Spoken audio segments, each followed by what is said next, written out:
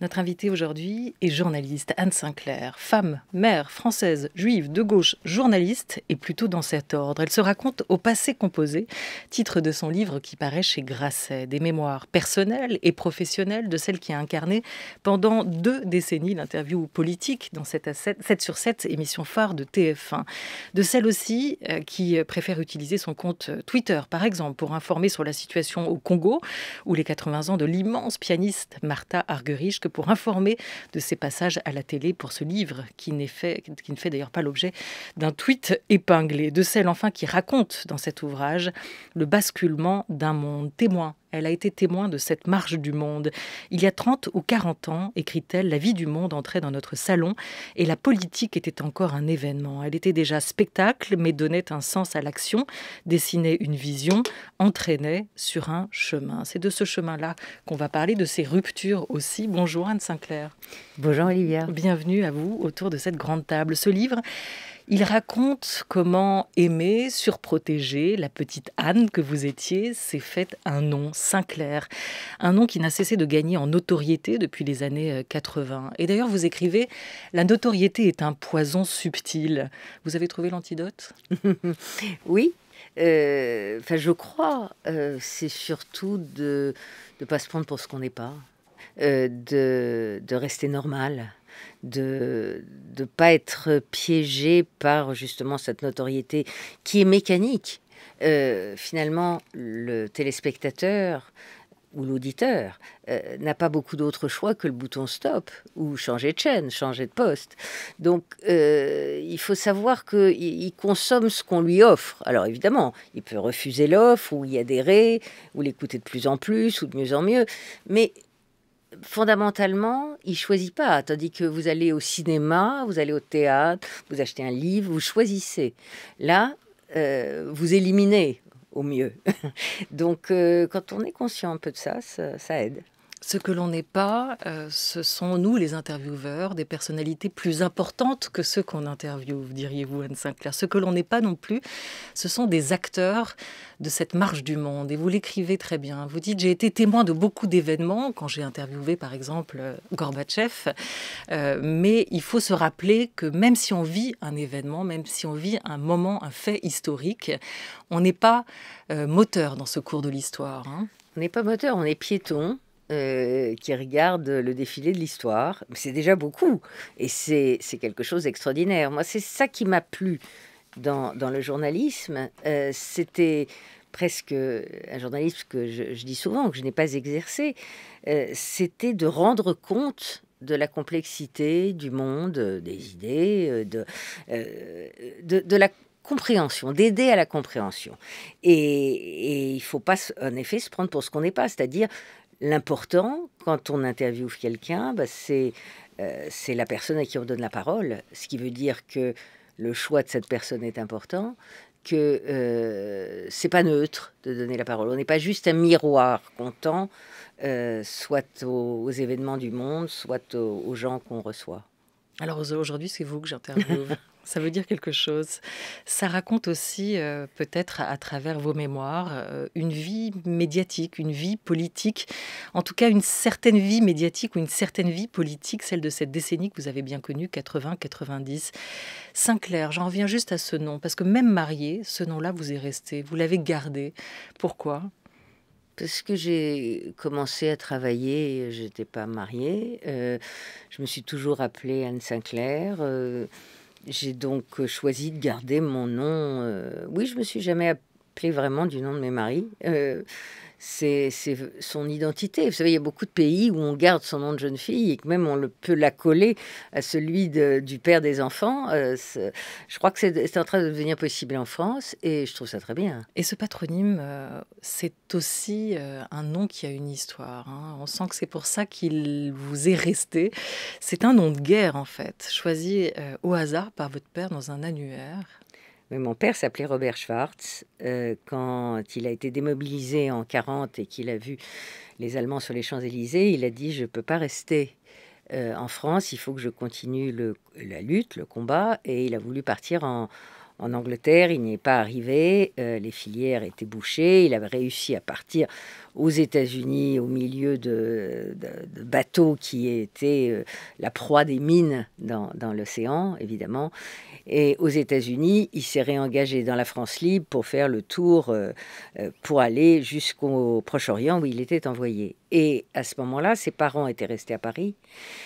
Et les Allemands avaient la liste des officiers juifs chez De Gaulle, et donc il mettait ses parents en danger. Et donc il a décidé de changer de nom à la dernière minute. Il a pris l'annuaire de New York. Les Sinclair, là-bas, c'est un nom patronyme d'origine irlandaise. Il a pris le S parce que ça correspondait à son initiale, et il a piqué au hasard. Et ça n'a pas protégé ses parents, puisque j'ai raconté l'histoire de son père, de mon grand-père que je n'ai pas connu, qui a été arrêté dans la rafle dite des notables en 1941 et qui est mort des suites de cette rafle, même si il est mort dans son lit, ce qui était un privilège, si j'ose dire, plutôt que dans la chambre à gaz. Et ça n'a pas protégé ses parents, mais il s'est fait un peu connaître sous ce nom-là. Il a gardé ce nom-là en travaillant, il l'a gardé en épousant ma mère, et il l'a fait officialiser en Conseil d'État, comme on fait quand on change de nom.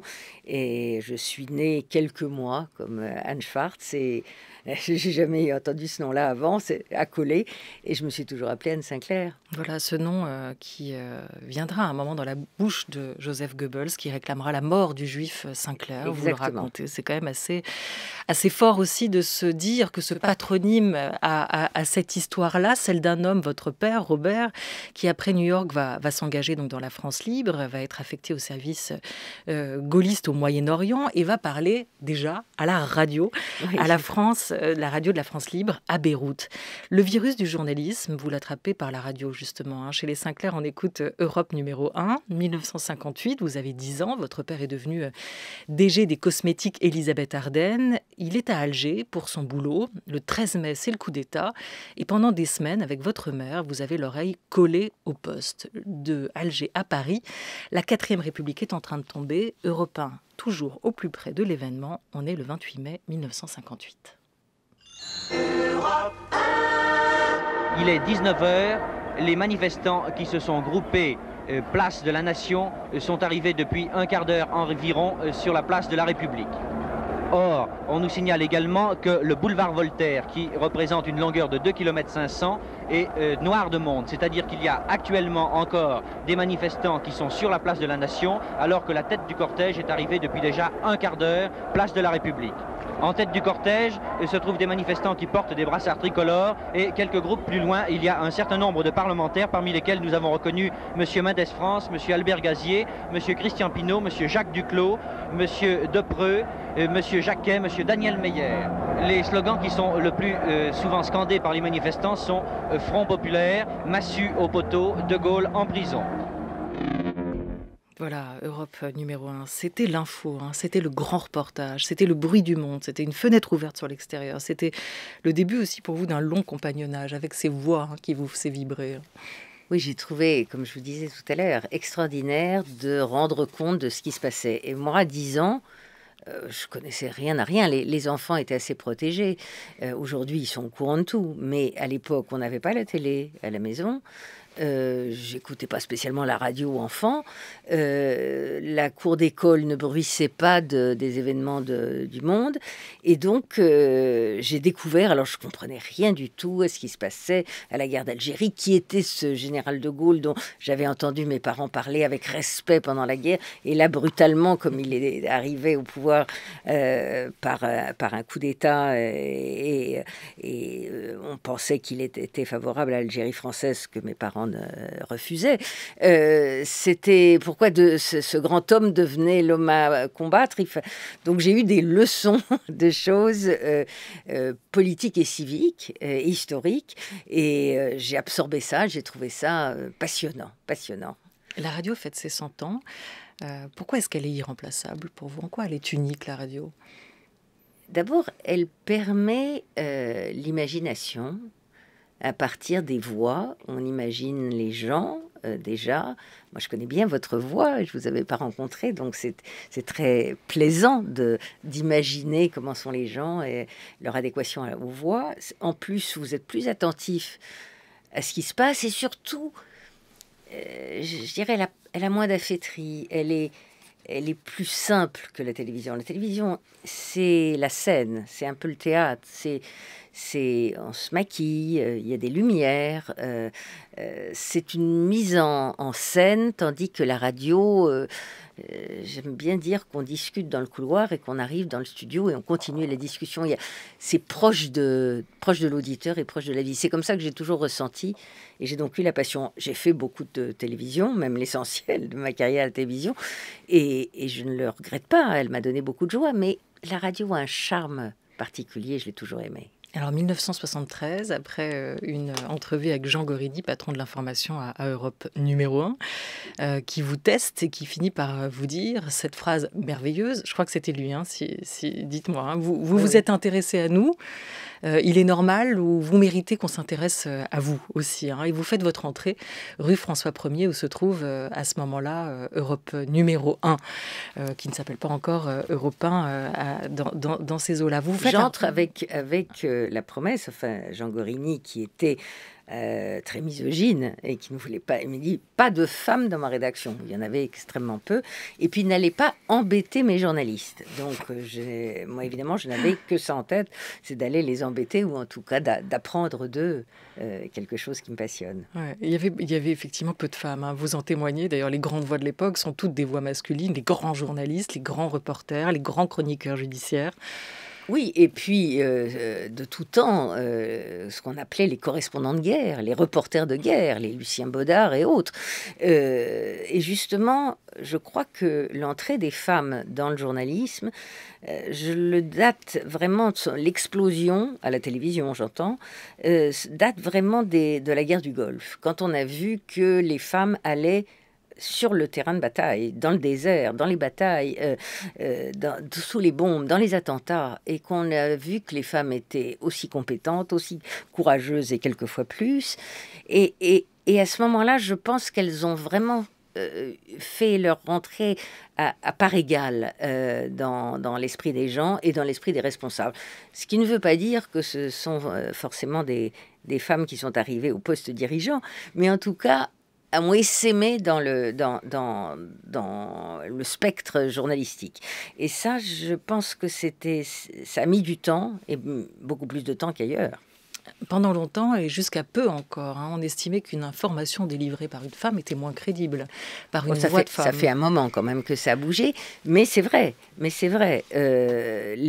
fait très peu de temps que les femmes sont entrées dans des matinales en radio, par exemple. Oui, ouais. Vous avez tout à fait raison.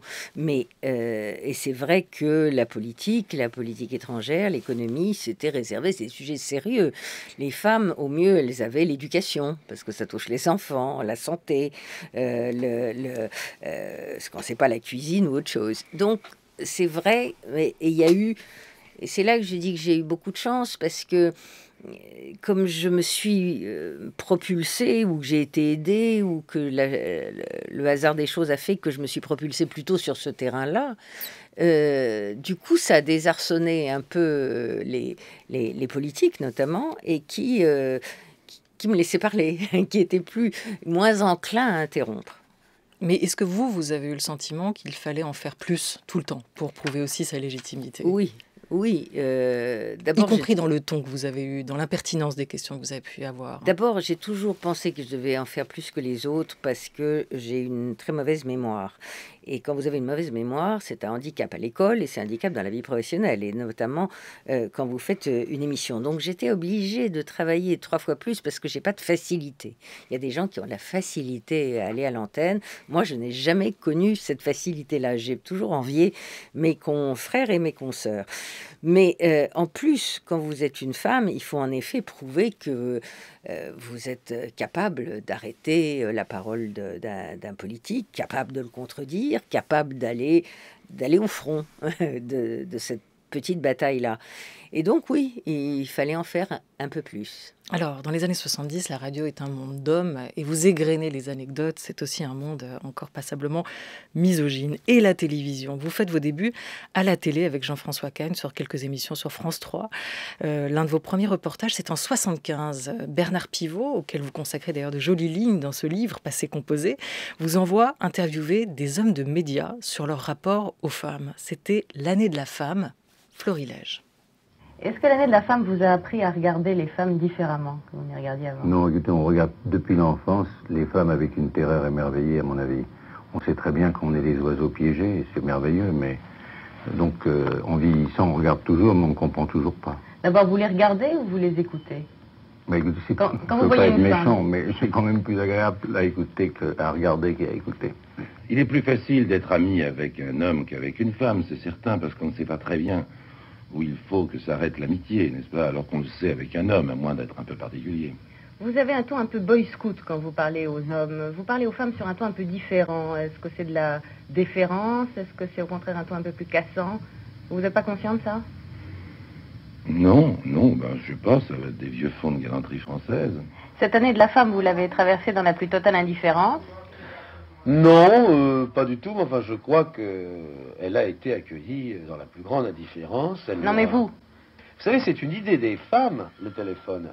C'est une idée des femmes de s'imaginer qu'on vous traite comme des choses. C'est exactement comme si je disais, vous nous prenez souvent pour des machins, à rapporter de l'argent en fin de mois. Nous ne sommes bons qu'à cela. Ce serait Je me un peu demande dans quel esprit on a pu envisager, enfin on a pu inventer cette espèce de faux problème. C'est un faux problème. Pas de problème féminin. Je ne considère qu'il n'y en a pas.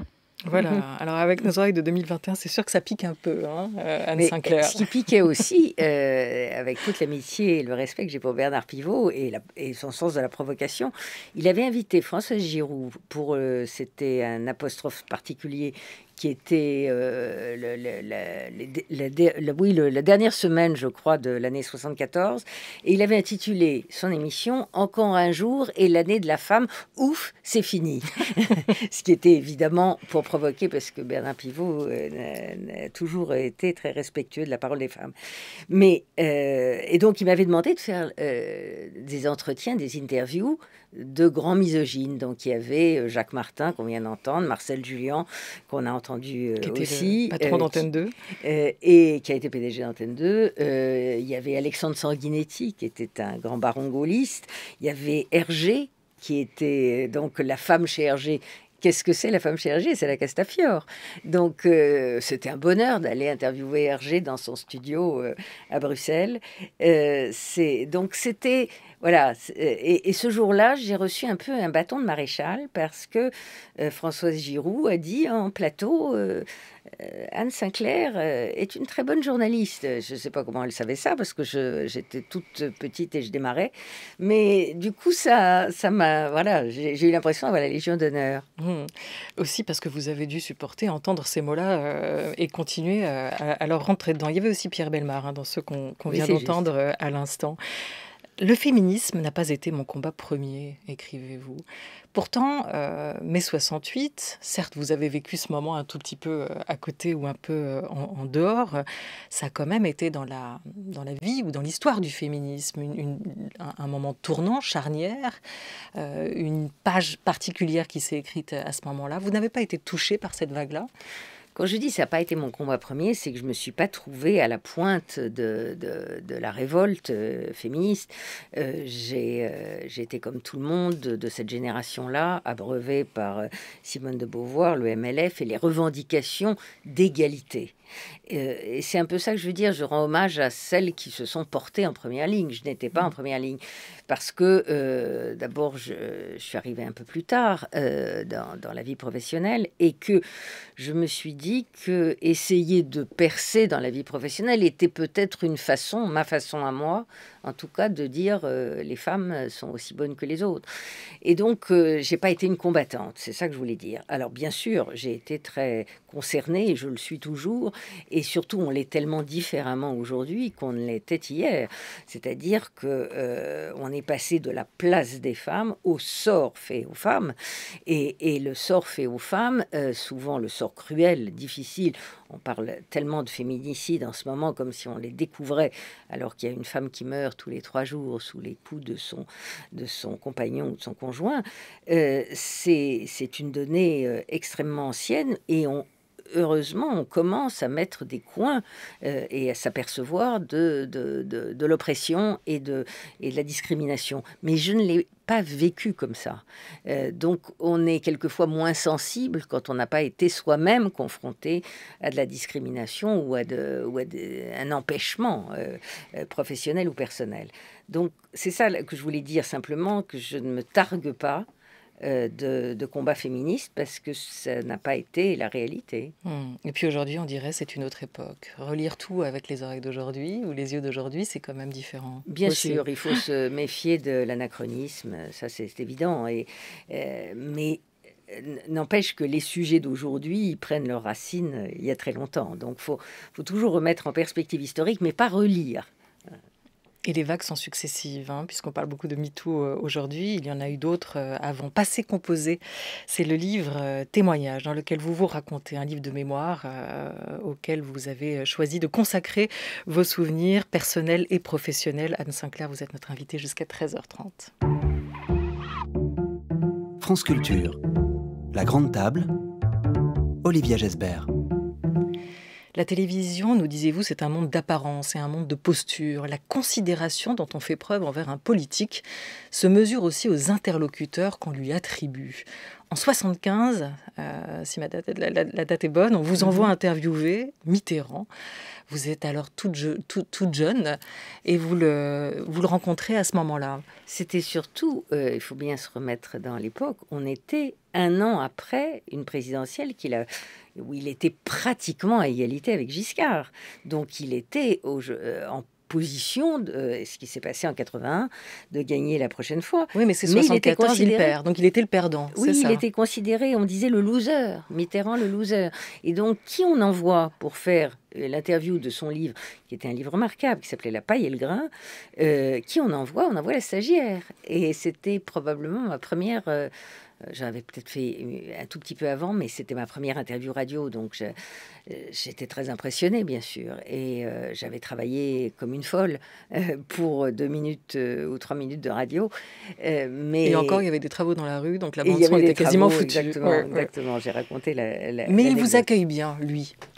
Oui, il était charmant, il était même galant, puisque vous savez, on portait des appareils enregistreurs qui s'appellent des Nagra, et qui pesaient 15 kilos sur les épaules. Il fallait monter dans son pigeonnier de la rue de Bièvre, où il habitait, où il avait son bureau, et galamment, il a pris mon sac avec le poids de l'enregistreur. Et puis moi, j'étais quand même très intimidée de rencontrer un candidat à la présidentielle. Ça m'était évidemment jamais arrivé. Et intimidée d'interviewer un homme qui avait la culture des mots, la culture tout court, réelle. Et ça, je trouvais que c'était passionnant, évidemment. Et inversement, on peut se dire que la qualité de l'intervieweur, Anne Sinclair, se mesure aussi au prestige de l'invité. 7 sur 7, François Mitterrand, 10 ans après, en 1986, vous place vraiment dans la catégorie des grands intervieweurs. Vous pouvez nous raconter ce moment ? Oui, les grands intervieweurs, c'est souvent ceux qui sont consacrés par une émission importante. Et donc, j'avais déjà commencé 7 sur 7 depuis 2 ans. Et je dois dire que, l'émission marchait très bien. Mais que le président de la République décide de venir, parce que c'est comme ça que ça se passe, c'est jamais l'animateur qui demande, ou plus exactement, il demande en permanence, et un jour, le prince ou le roi décide de venir dans l'antre de l'animateur. Donc, il avait choisi 7 sur 7, c'était juste après la cohabitation avec Jacques Chirac, qui avait commencé, et il avait envie, la parole était rare à l'époque, et d'autant plus rare qu'il était en cohabitation, l'émission et qui n'avait plus le pouvoir, donc il avait envie de dire certaines choses. Donc c'était, voilà, ça m'a, il a été un peu, j'allais dire méchamment, mon attaché de presse.